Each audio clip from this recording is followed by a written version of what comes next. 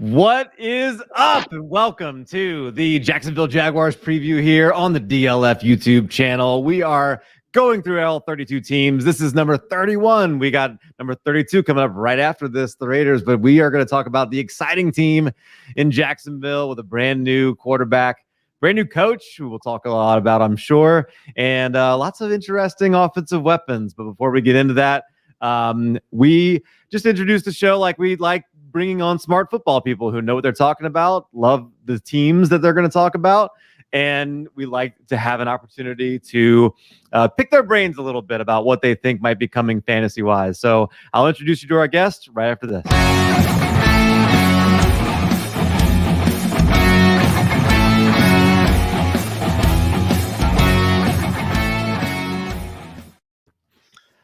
And I'm excited to be talking about the Jaguars today. I've already had these guys on to talk about them right before the offseason, before some of these moves were made. I think we basically knew the coach and had an idea of who the draft pick was going to be. That was kind of not exactly a well-kept secret. Obviously, Trevor Lawrence coming there is huge for Jacksonville and for you guys. So to talk about that and what that means for this upcoming season, the expectations, I got over here to my left at Jax Commish. Really appreciate you joining me again. Hammercast, DFS guru, all kind of stuff. You going to be smashing Trevor Lawrence this year? Oh, yes, for sure. You know it. I'm ready to smash some things in these preseason games already. You kidding me? Nice. Love it. Love it. Appreciate you joining. And then the man below me doesn't need much of an entrance, honestly. Like everybody knows, Mr. Peloton, Gabe. He's down there, FF Man Bun. Really appreciate you joining us, the host of the Open Bar. And I appreciate him having me on a few weeks back. It was a lot of fun. And so Gabe, how are you today? Man, I'm good. But now I'm a little nervous now that I've been on this already. I don't even know what I said. And I feel like those are written down. And then I'm going to say something about, ETN or Shark. And you'd be like, well, actually. Yeah, wait a minute. No fact checking here on this show. Don't worry. We're not going to check any facts or do anything like that. So, yeah, but I mean, you mentioned actually right before the show about training camp, and that's exactly where we'll start. We'll talk about some of the storylines and camp battles that are going on there in Jacksonville. A lot of interesting things, but Jax Commish, what stands out to you? I think what people are most interested in is that wide receiver battle going on right now. I know everyone's going to focus on ETN and what he's going to do and Trevor Lawrence and what he's going to do. But a lot of people are wondering, there's a lot of question marks on the wide receivers here. We've got Chark, who has a mysterious broken finger just a few days ago. So he's been out for quite some time. Marvin Jones has been pretty good. But where I've heard lately and today, especially, not only is Laviska Shenault doing very well, but our boy Laquan Treadwell from back in the day has kind of resurrected his career, so to speak, and he's been actually doing quite well. It's almost like he's a newfound character, so to speak, the best they've ever seen training camp wise. It's training camp speak, and we still don't know what's going on with Chark, when he's going to be back. They say he'll be ready for week 1. Just something to monitor in some of those deep leagues. He has been doing pretty well, and the coaches seem to say that he's looking like he might make the team here. Love that, Jesse. That's a cool jersey you got behind you. Is that? That's from my hometown league. I'm obviously the commissioner. It's where the kind of name started, and they got that in 2006. We started. It's our 16th year going on here. And they got it for me, kind of surprised, and I've shrined it after my last championship win. So it goes there. I've got another one that I kind of custom made myself, and I wear that one. Very cool, Gabe. Yeah, like kind of as Jesse alluded to there, like a lot of questions here in Jacksonville, and I think you could ask a lot of questions about the running backs, about the wide receivers, a lot of different things still to sort out. What are you paying the most attention to? Training camp, but also we got preseason coming up. What are you going to be watching most closely?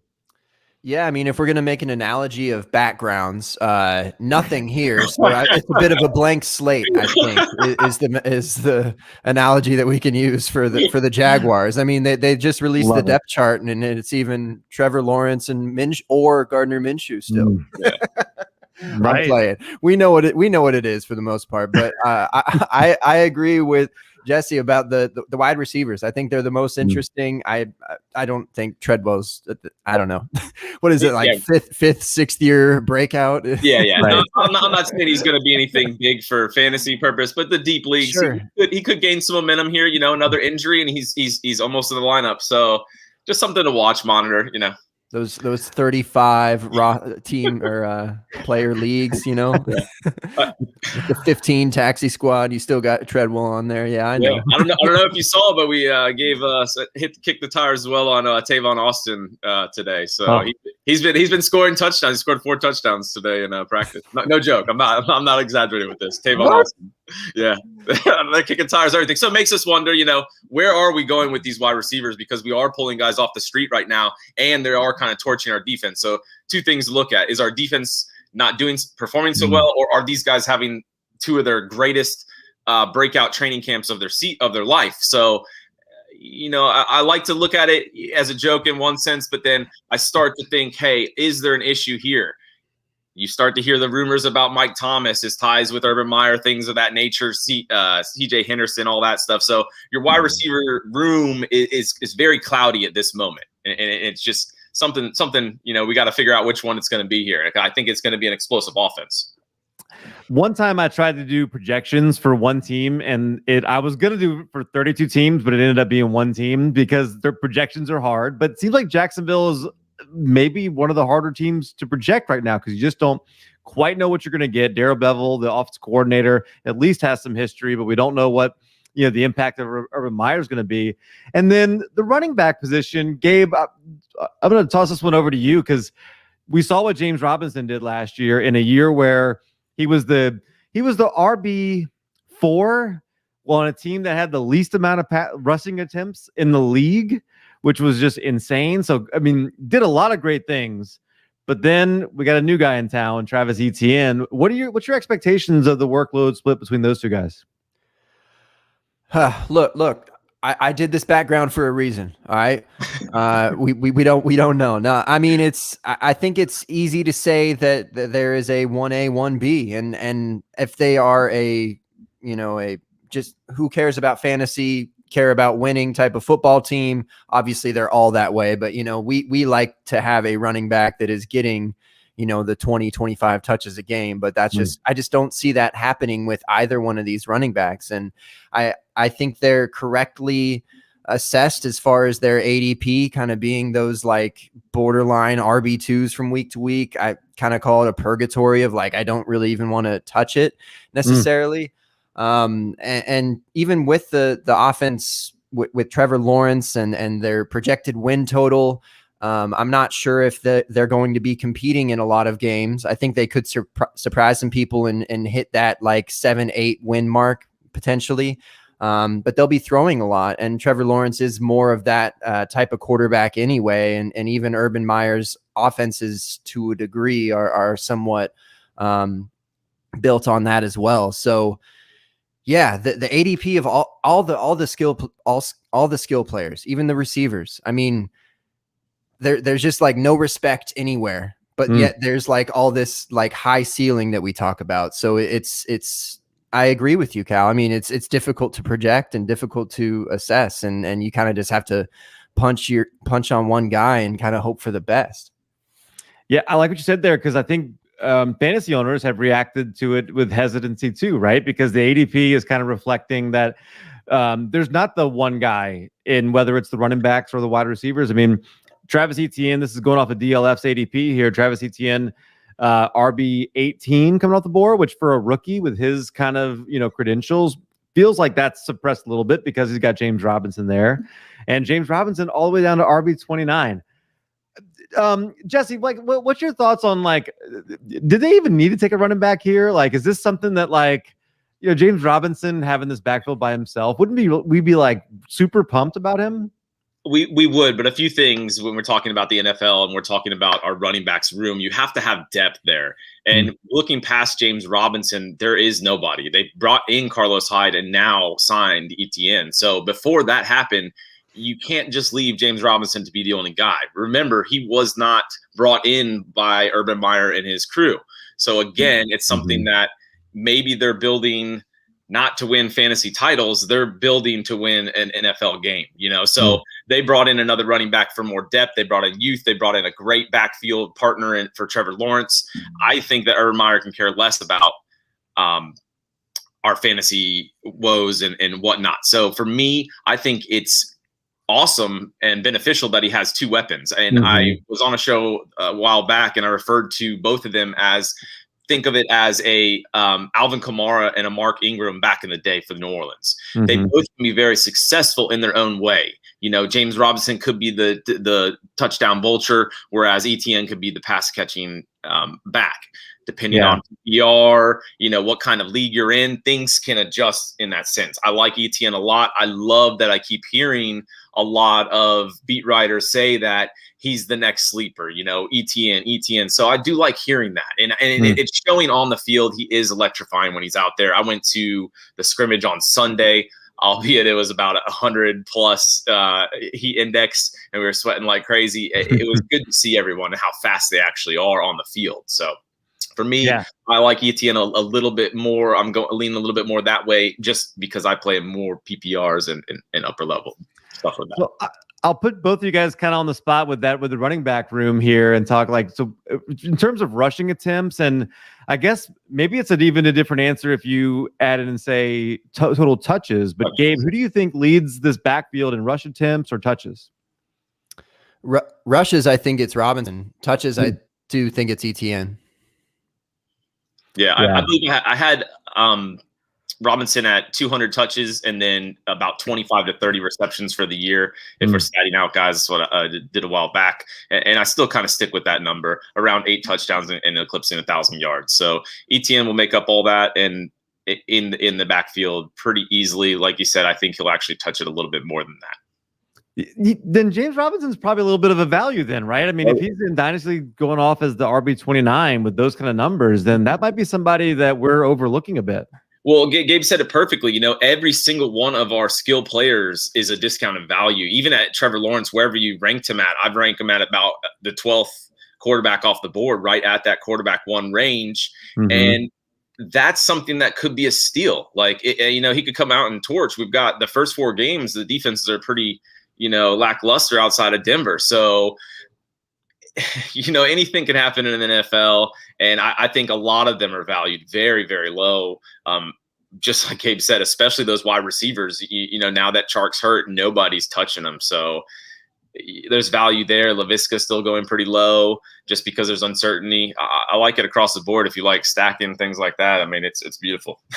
For once. And especially when I've been trying to compare this to another, rookie quarterback scenario. And I always kind of point to the 49ers to be as closely related. And I think about Trey Lance, I think will be the starter at some point sooner rather than later. Whatever about Jimmy G, that's another conversation. But Trey Lance's running ability far more than Trevor Lawrence. Trey Lance has George Kittle, Deebo Samuel, Brandon Ayuk to dish the ball to, yet all of those guys are highly respected, as they should be as players. But just considering the offense and what is projected and the upside certainly there, but you could argue that the upside is equal, if not more, with a quarterback like a franchise QB quarterback that throws probably a little bit more like Trevor Lawrence, and these guys are way lower. And Shark's he's already been proven a little bit. I'd say he's kind of Samuel-esque as far as what he's proven. And Shenault had an okay rookie season as well. And no tight end like Kittle, an elite tight end like Kittle, who's probably going to be the most targeted on the 49ers anyway. So it's these receivers are highly discounted in my opinion. Let's talk about that. I'm glad you brought that up. So Jesse, I'll toss this back over to you. Who's going to lead the team in targets? All right, so originally I'm a DJ Chark fan, and that's how I was from day one. I do not like. I know broken fingers. People can play that same exact week. We've seen it before. Chris Godwin last year did it a bunch off a broken finger right away. So it doesn't scare me away that he broke the finger. What scares me is he's losing reps constantly with a rookie quarterback. And that's something that is very important when you're trying to form that bond between a wide receiver and a rookie quarterback. So not getting out on that field for all training camp, probably preseason game 1, 2, and then we're talking he's not going to play in preseason 3, so not playing in preseason at all, hoping to play for week 1. So with that being said, I have to come off Chark a little bit, and I have to get on Laviska because he is balling out. I mean, he's looking really good in training camp, and for me, where he is, he can play everywhere, and he bangs and he gets yards after the catch. I just like what he can do. They're talking about using him a ton in the backfield for rushing. I mean, I don't know about that, but if they're trying to utilize him and use him everywhere, that tells me that he's a weapon that they will use and score with. So I'm leaning heavily towards Laviska Shenault now. I love to hear that. As someone who's got a lot of Shenault on his dynasty teams, I love to hear that. Gabe, what do you think?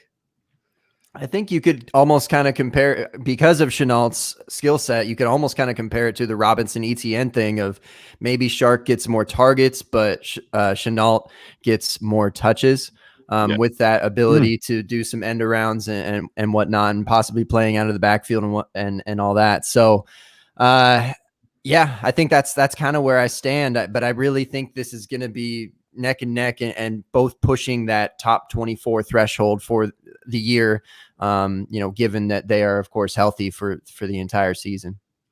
What about any love for Marvin Jones? I mean, Colin Johnson, some of these other, guys that are down the pecking order a little bit, Jesse? Yeah, so for me, Gabe said it perfectly.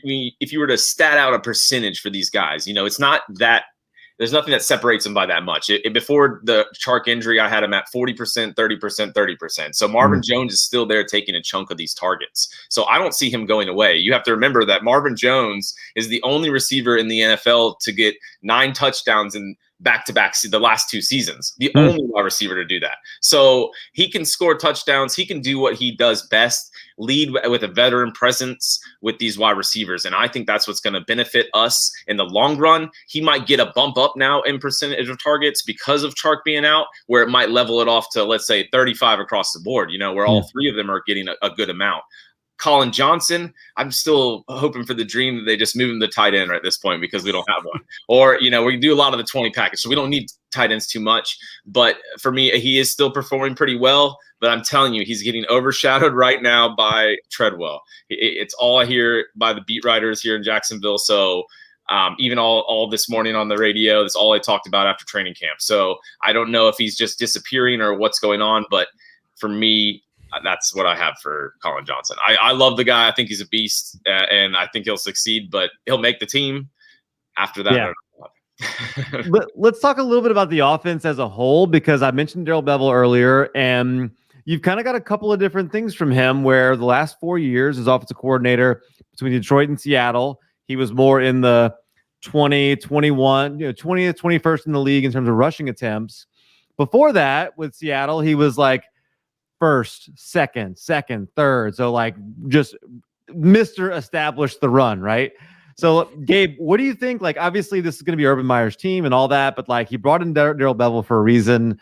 What do you think? Is it going to be closer to that, like lead the league in rushing attempts, or closer to kind of that last third and put the ball into Trevor Lawrence's hands more?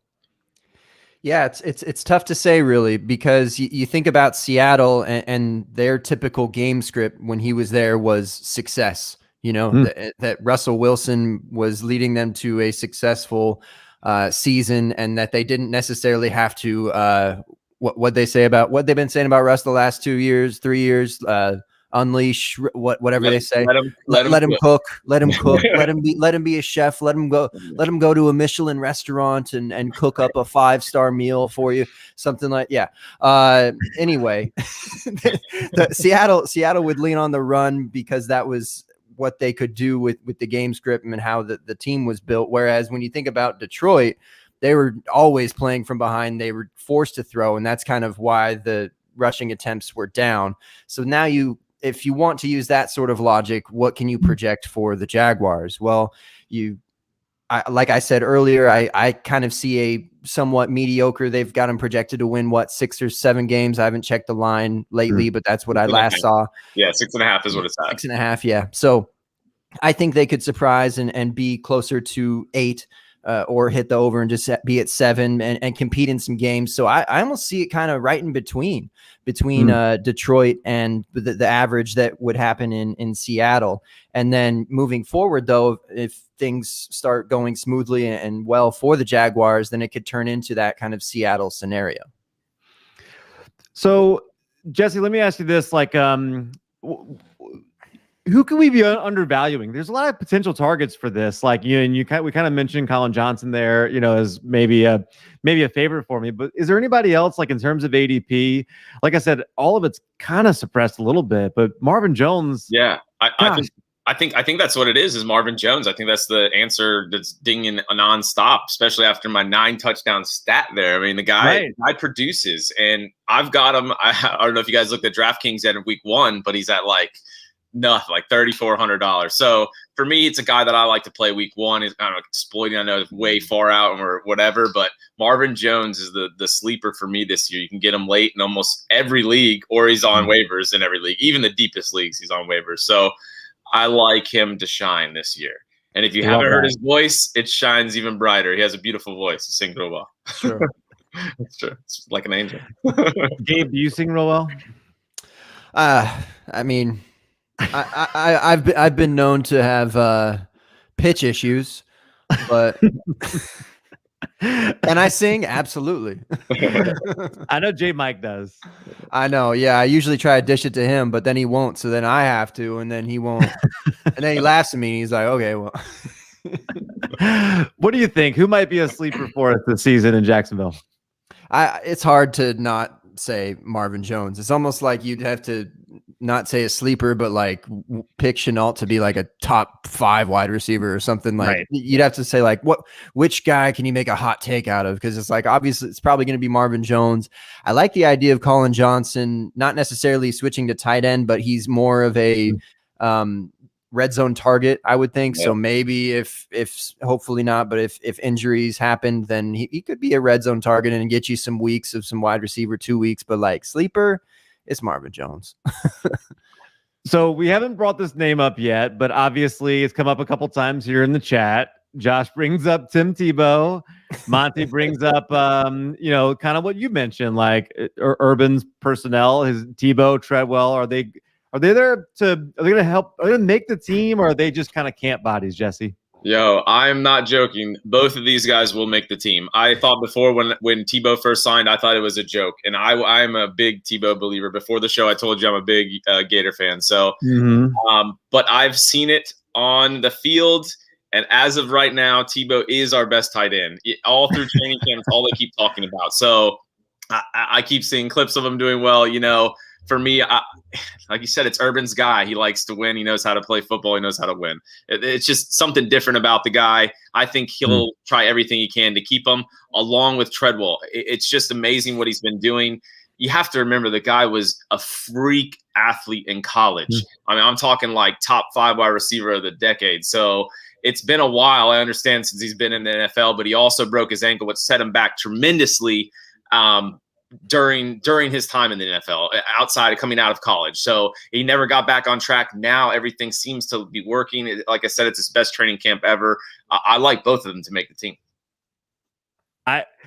Gosh, how great would that be if, Jacksonville invest in all these weapons and then it's the Treadwell and Tebow show out there. I'm not saying I'm not going to say scoop up Tebow immediately. Yeah. I don't know about that, but I'm saying that he has a very good opportunity, whereas most people thought this was a laughing joke almost when he was signed. It's not a joke anymore. He has a really good chance at making this team.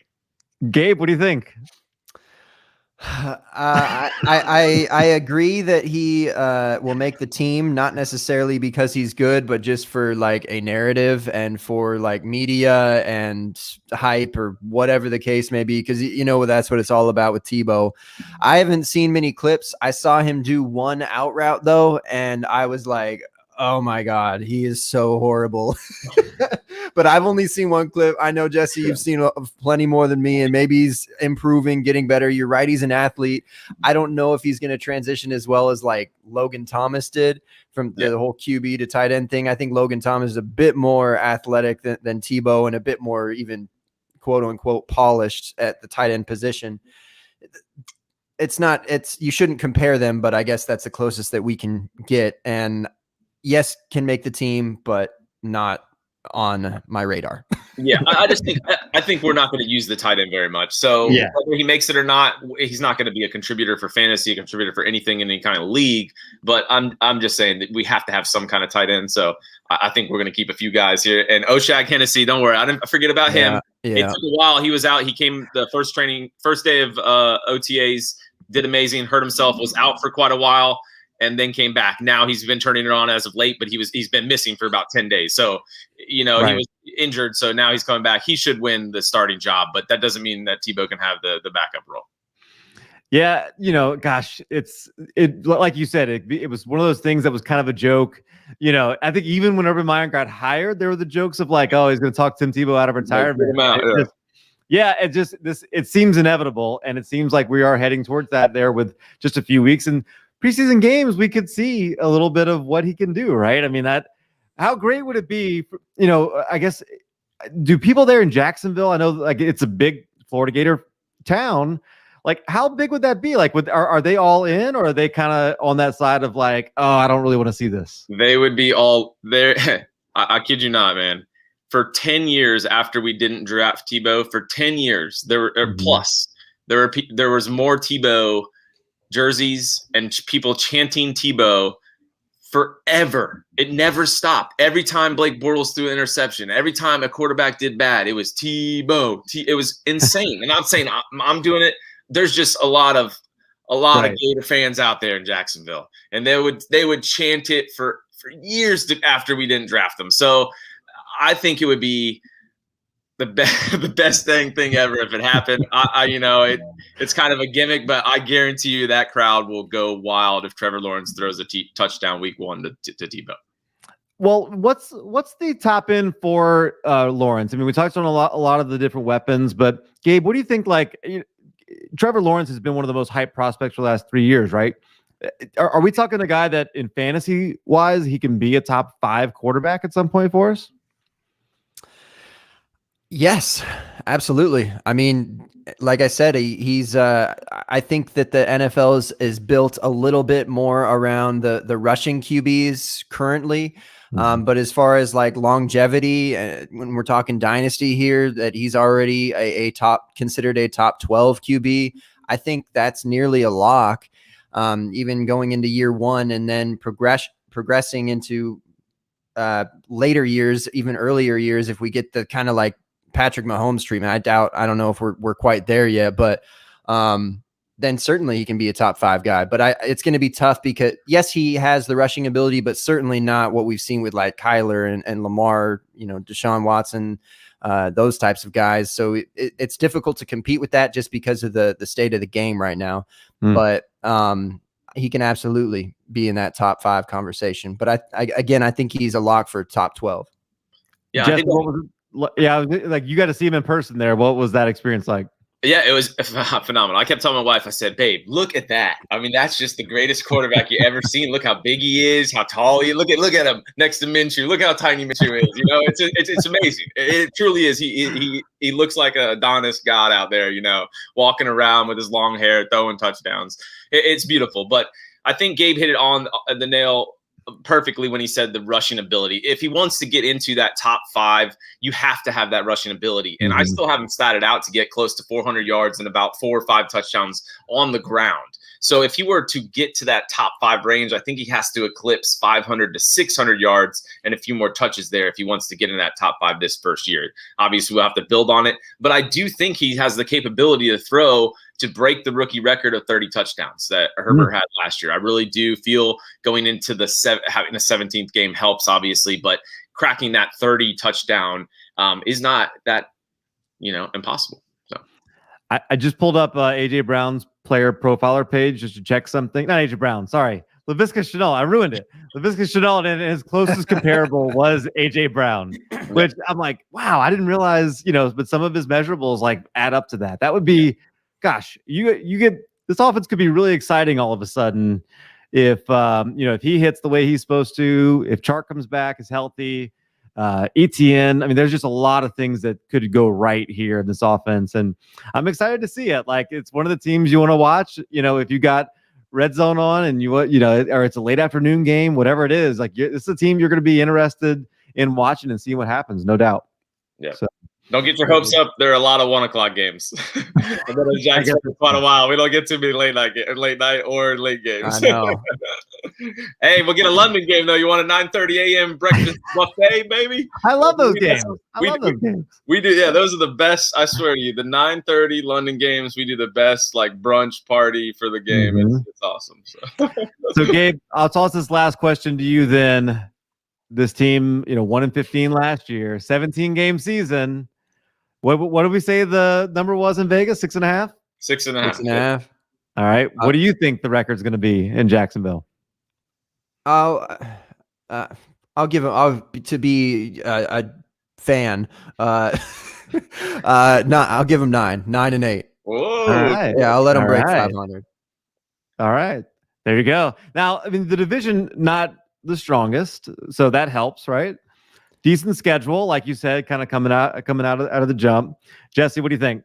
Yeah, so I tried to place the bet on the Jaguars to win the AFC South. My father-in-law went to Vegas, so I was telling him to lay some bets down for me, but they actually took it off the books because of the Carson Wentz injury. So I think that helps us some. So what it was at 6.5, I think we kind of maybe win and take one of those games. I don't know about going to 9. You got to remember, it's a turnaround. You start at 1 win. To jump too high, it's hard to do. In the history of the NFL, just no teams can really gain that much in wins, but it is possible. So I like to go. I had 7 and 10 when I came in here. I'm going to stick with 7 and 10. I know it's not what a lot of the fans like to hear, but we have to wait another year before we make that jump from 1 and 15 to 17 and 0. So I'm gonna hedge my bets here and just barely beat that Vegas spread. So.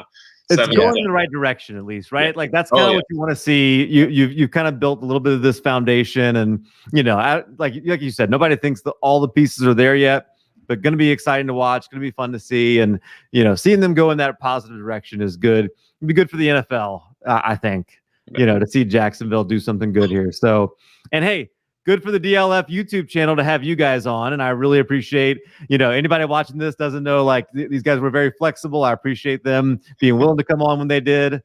So Gabe, I'll just give you a chance. Just tell everybody, what are you working on? How can we support you right here over the course of this upcoming season for fantasy football? I haven't been working at all. That's the thing. I somehow was invited on to 2 pods back to back. Return of the Mac, I guess. FF Mac Bun. But I don't. I mean, I haven't really. I'd love to do this more. This would be really fun to talk football because I enjoy that. I love kicking it with you, Cal, Jesse as well. Yeah, and I don't know. I'll be on the open bar though with J Mike. We're coming back. We're returning. Love it. Return of the gangsta. Thanks to J Mike could like that call out right there. That's all we'll be doing though. I'm writing some intros. I got some things in the tuck that I'm cooking up. Let Bun cook. All right. Yeah. So Bun cook. You got some. How are you in those name mashups? Are you still working on mashing up those names together like you were? Which names? Weren't you like it was a Russ Fisher special, the Dynasty Game Night, where you had those names that you were merging together on your show? You can definitely find a mashup of some sort in the future that I'm going to force upon people and have a what do they call it, poetic license. There you go. Yeah. I'm horrible at that, but I love to do that. It was fun. Jesse, how about you, man? How can we support what you're doing? Yeah, I'm still kind of doing my thing with Hammercast. I kind of freelance. I've been going out to a few different podcasts here. Whoever wants me on, I'm open and flexible. So I like talking football, like talking the Jags. Be sure to check out at Jax Commish for your preseason DFS. I always do a little bit of research. I've been doing pretty well. So make sure to check it out. Starts tomorrow night. Yeah, we got some games tomorrow night. Man, it's here. This 3 preseason games and then the season's here. We're gonna blink and it's gonna be right there. So love it. So make sure you're following these guys, follow along with what they're doing. Truly very thankful for you guys coming on and being willing to do this. So yeah, for these guys, for me, I'm Matt Calvin and Hobby. Make sure you're subscribed to this YouTube channel. Go ahead and hit the subscribe button and the thumbs up. That always helps us out. So appreciate you tuning in to watch this show. We got one more and we're doing it right after this, the Raiders, in just a bit. So we'll see you on the next